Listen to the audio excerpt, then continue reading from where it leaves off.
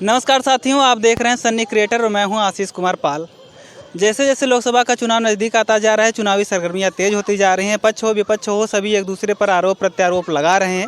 ऐसे में आपने देखा होगा कि इंडिया गठबंधन जिसकी काफ़ी चर्चाएं थी, अब वो भी फुस होता नज़र आ रहा है, क्योंकि उसके जो गठबंधन के साथी थे वो एक एक करके पार्टी छोड़ रहे हैं या गठबंधन से अलग हो रहे हैं। ऐसे में हम जौनपुर में मौजूद हैं और जौनपुर में हाल फिलहाल में एक निर्माण हुआ है घाट का, उस घाट पर मौजूद हैं। और बताइए क्या नाम है? सुभाष यादव नाम है। सुभाष यादव। कहाँ के रहने वाले हैं? जौनपुर के रहने वाले। जौनपुर का। क्या लग रहा है, लोकसभा चुनाव आने वाला है? ऐसे चुनाव भैया राजनीति से बहुत दूर रहते हैं। अरे वोट तो देंगे भैया, वोट इसके लिए बाबा साहब ने इतना बड़ा संविधान बनाया। काम करेंगे तो पैसा पाएंगे, चाहे कोई भी सरकार हो। अरे तो जिस देश में आप रह रहे हैं, काम देगी न तो बीजेपी काम देगी। देश में आप रह रहे हैं, यह संविधान जिस इसमें लोकतंत्र है, और लोकतंत्र में आपको जब संविधान का निर्माण हो रहा तो यही चीजें थी कि वयस्क मताधिकार सबको दिया गया। आप काम कर रहे हैं तब पैसा पा रहे हैं। हम लोग जो कोई भी सरकार है, जब काम करेंगे तभी पैसा मिलेगा। राजनीति करने से कोई मतलब नहीं। मतलब बीजेपी को मान लेंगे तो बीजेपी क्या अच्छा ही बताएं, आप सपा क्या अच्छा ही बताएं। जो भी आपको लग रहा है वोट तो करेंगे ना। नौकरी के मामले में तो सपा ही सही था। बीजेपी हाल कर आते हैं, नहीं बात करेंगे वही। फिलहाल हम बिजनेसमैन है भाई, इस समय बीजेपी की सरकार है, बीजेपी से मिलकर अपना काम चला रहे हैं। वही चीज की मतलब क्या जातिवाद नहीं, जैसे हम यादव हैं। नहीं जातिवाद की बात। अरे यादव कितनों रहेंगे, हम साइकिल छोड़ के नहीं जाएंगे, तो मान ही रहे हैं। हाँ, तो यही चीज़ की पूछ रहे हैं कि जो राजनीति है और आगे लोकसभा का चुनाव है, ऐसे में आपने देखा कि एक इंडिया गठबंधन बना था, वो गठबंधन में बिखराव नज़र आ रहा है। और वहीं बीजेपी है, बीजेपी और मजबूत जैसे जैसे चुनाव आता जा रहा है। बीजेपी की सरकार है सारी भाई जी, बीजेपी मजबूत रहेगी, ऑलरेडी मजबूत रहेगी। तो वोट करेंगे आप ना? वोट तो करेंगे। वोट तो भाई कह रहे थे कि वोट भैया वोट नहीं रह ही रहे, बता दिए ना कितनों। अभी हम कमल को वोट देंगे, कोई विश्वास नहीं है कि कमल को वोट दिया है। हम भाई साइकिल भाई ऑलरेडी देंगे, जो तुम माने ना माने भाई यादव हैं, इसलिए खुद ही करें कि लोग बिलीव करे ना करे। आपको खुद पे भरोसा नहीं कि हम बीजेपी को वोट करेंगे। वैसे आपका अपना मत है कि आप किसको वोट करेंगे? बता दीजिए, बता रहे हैं ना। अभी हम कमल को वोट दे दें, कोई मानेगा कमल को वोट दिएंगे? अब भाई वो माने ना माने, जब आपका एक वोटिंग परसेंटेज निकाला जाता है एक एक जातियों का, तो उसमें काफी कुछ पता चलता है। एक आंकड़ा आता है जिससे पता चलता है कि किस जाति का कहाँ वोट कितना गया। राजनीति यही जानते हैं कि हम काम करेंगे तो पैसा पाएंगे, कोई सरकार रहेगा बस। तो देखिए कि भैया कह रहे हैं कि काम करेंगे तो पैसा पाएंगे। बीजेपी की सरकार है, एक बिजनेसमैन है, बिजनेस उनके सहारे, यानी कि उनके लोगों से मिल करके थोड़ा सा इनका फ़ायदा हो जाता है। इसलिए अभी ये जो लोकसभा का चुनाव है और 2024 में वोटिंग होने वाली है। अब भाई बस 2 महीने रह गए हैं चुनाव को लेकर के। अभी इलेक्शन कमीशन की कल बैठक थी और वहाँ पर जो इलेक्शन कमिश्नर थे वो उनकी पीसी थी, उन्होंने बहुत कुछ बोला है। तो जल्दी ही डेट निर्धारित की जाएगी कि कब से चुनाव होना है।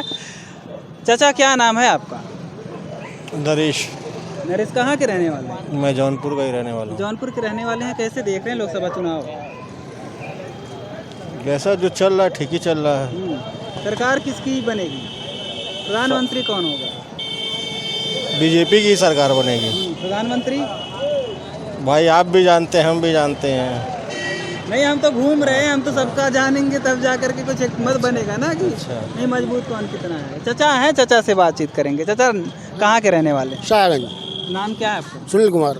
अच्छा बताइए कि लोकसभा का जो चुनाव है इसको कैसे देख रहे हैं कि किसकी सरकार बनने वाली है? सरकार भैया जो दारू मुक्त करेगा वही बना पाएगा। अच्छा, सिर्फ एक मुद्दा है चाचा का कि जो दारू बंद करवाएगा, नशा मुक्त करेगा जौनपुर को, उत्तर प्रदेश को, भारत को, वही देश का प्रधानमंत्री बनेगा। तो क्या लग रहा है किसमें क्षमता है कि जो दारू बंद कर दी? मोदी में। मोदी में 10 साल हो गए बंद नहीं किए। नहीं, बंद कर दे तो भाई अच्छी बात है। नहीं 10 साल भाई हम तो अपनी बात कर रख रहे हैं भाई, उनका काम है अपना। अच्छा हाँ, तो जो दारू बंद करेगा वही देश का प्रधानमंत्री बनेगा। लेकिन 10 सालों में दारू बंद नहीं हुआ। तो तब नहीं बंद करेंगे तो नहीं टिकेंगे, जो बंद करेगा वही स्थायी रूप से टिकेगा। अच्छा हाँ, चाचा को दारू से ही दिक्कत है कि दारू बंद हो जाएगी तो भाई जो भी प्रधानमंत्री बने वो दारू बंद। चाचा क्या नाम है आपका? आपका नाम क्या है? अरे नाम में क्या रखा है? क्या दारू बंद कर रहे हैं आप? हम नहीं दारू बंद कर रहे हैं, चाचा बंद कर रहे हैं। अरे बाप रे बाप, दारू तो भैया सबसे जरूरी चीज है। बल्कि सरकार के चाहिए राशन बंद करके 5 लीटर दारू दे। अब वो चाचा कह रहे हैं, चाचा कह रहे हैं कि अगर दारू जो बंद करेगा उसी को हम खाने वाले का लोग भुला गए कि लॉकडाउन में जेके राशन खाए के भी ना रहा, जब खुला रहा तो एक एक पेटी पहले जाके दारू खरीद लिए रहा। चाचा ले देखा, यह विरोधाभास बा। बात विरोधाभास की नहीं है। देखिए ऐसा है कि आप चले जाइए टाटा मेमोरियल हॉस्पिटल में या लीवर के हॉस्पिटल में चले जाइए, सारे पेशेंट आपको दारू से ही रिलेटेड मिलेंगे। हाँ, आप देखेंगे कि जौनपुर में एक चीज़ और बहुत धड़ल्ले से बिकती है, वो है आप देखेंगे कि दोहरा बहुत तेज़ी से बिकता है, और मुंह के कैंसर सबसे ज़्यादा मरीज अगर देखेंगे तो अपने जौनपुर में है, तो उस पर आप आवाज़ नहीं उठा रहे हैं। नशे से प्रॉब्लम, भैया नशे का प्रॉब्लम देखिए, दारू धूम्रपान से भी प्रॉब्लम होनी चाहिए। हाँ, तो उससे पहले एक तो बंद कर रहे हैं, दारू बंद कर रहे हैं। बिहार सरकार ने बंद किया है, बिहार में फिर भाजपा की सरकार बनी है, लेकिन नीतीश गवर्नमेंट ने बंद किया है ना दारू, तो यहाँ पे क्यों नहीं बंद कर रहे हैं? यहाँ भी बंद कर रहे हैं। दारू यह बताया जाता है कि पूर्णबंदी हुई नहीं है दारू की, लोग नहीं पूर्णबंदी है, बॉर्डर से। अरे बॉर्डर की बात अलग है, बॉर्डर में आप चले जाइए, लाके ले लीजिए, उसकी है कौन सी बात, लेकिन वहाँ पे तो बंद है अपनी गवर्नमेंट में, उनका बिहार गवर्नमेंट तो नहीं भिजवा रही है। चाचा नाम क्या है आपका? दयाशंकर गुप्ता। दयाशंकर गुप्ता जी, आप यह बताइए कि आगामी लोकसभा का चुनाव जो 2024 में होना है और 2024 चल रहा है, सभी पार्टियां कमर कस चुकी हैं चुनावी समर में उतरने के लिए। अब आरोप प्रत्यारोप का दौर भी जारी है, एक दूसरे के ऊपर आरोप लगाए जा रहे हैं, दूसरी तरफ से उसका काउंटर किया जा रहा है। ऐसे में क्या लग रहा है कि कौन सी पार्टी इस बार बाजी मारेगी और देश का प्रधानमंत्री कौन बनेगा? फिर वही मोदी बनेंगे प्रधानमंत्री। मोदी प्रधानमंत्री क्यों बनेंगे? अगर मैं क्यों? वो अच्छा काम किए हैं जौनपुर के लिए, बनारस के लिए, अयोध्या के लिए। अच्छा, एक जो विपक्ष है, विपक्ष लगातार एक चीज़ कहता है कि इस सरकार ने रोजगार नहीं दिया, इस सरकार ने विकास कार्य नहीं किया, इस सरकार ने महंगाई बढ़ा दी। क्या कहें? हाँ, महंगाई तो बढ़ी है, मगर रोजगार बहुत लोग पाए हैं, बहुत लोग नहीं पाए हैं।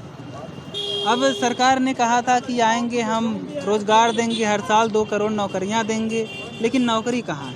नौकरी मिल ही नहीं रही है। आधा लोग पाते हैं, आधा लोग नहीं पाते हैं नौकरी। चलिए, मैं मान लेता हूँ कि सरकारी नौकरियाँ नहीं है, लेकिन सरकार ने बोला कि तमाम इन्वेस्टमेंट वगैरह हो रहे हैं, और जब इन्वेस्टमेंट हो रहे हैं तो फिर कंपनियां लग कहाँ रही हैं? कंपनियां खड़ी नहीं हो रही तो लोगों को रोजगार नहीं मिल रहा है। 10 साल हो चुके हैं। फिर जनता और जो युवा हैं वो कब तक बर्दाश्त करे?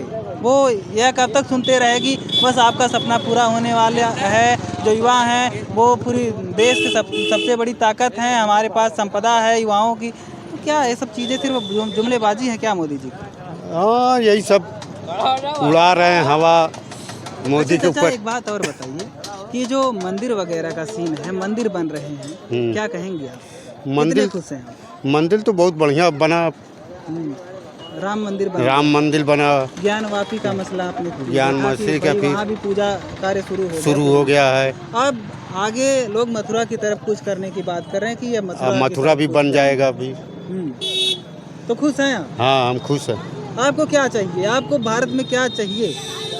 भारत में सस्ता चाहिए, और का महंगाई कम होए। तो सस्ता ही कौन लाएगा? अब देखिए कौन पार्टी। वैसे तो मोदी तो लहर चल रही है, मोदी से कोशिश कर रहे हैं, कुछ सस्ता नहीं हुआ। सस्ता नहीं हुआ। तो चलिए, इस तरीके का रिएक्शन है लोगों का। लोग जो जितना जानते हैं, जितना समझते हैं, वो हमने जब लोगों से बातचीत की तो उन्होंने अपनी बातों को रखा। और इसी तरीके की और वीडियो के लिए आप हमारे चैनल को देखते रहें, चैनल को सब्सक्राइब करें। वीडियो अगर अच्छी लगी हो तो शेयर करें, क्योंकि इतनी ज़मीनी हकीकत यहाँ ग्राउंड जीरो पर आकर के, जहाँ से राजनीति की बू की शुरुआत होती है। राजनीति की बू मतलब खुशबू की बात कर रहा हूँ, बू मतलब गंध से होता है, दुर्गंध नहीं, सुगंध की बात कर रहा हूँ। राजनीति की सुगंध अक्सर लोग देखते हैं कि राजनीति बड़ी गंदी होती है, तो लेकिन हम खुशबू की बात कर रहे हैं। जहाँ चीज़ें अच्छी मिले वहाँ से बटोरिए। तो हम यहाँ पर आए और लोगों से हमने बातचीत किया। लोगों के जो विचार थे उन्होंने पूरी स्पष्टता के साथ, पूरी तरीके से क्लियर किया, जितना वो जानते समझते हैं, उनके मुद्दे क्या हैं। तो चलिए मिलते हैं किसी और वीडियो में, लेते हैं आपसे विदा। जय हिंद।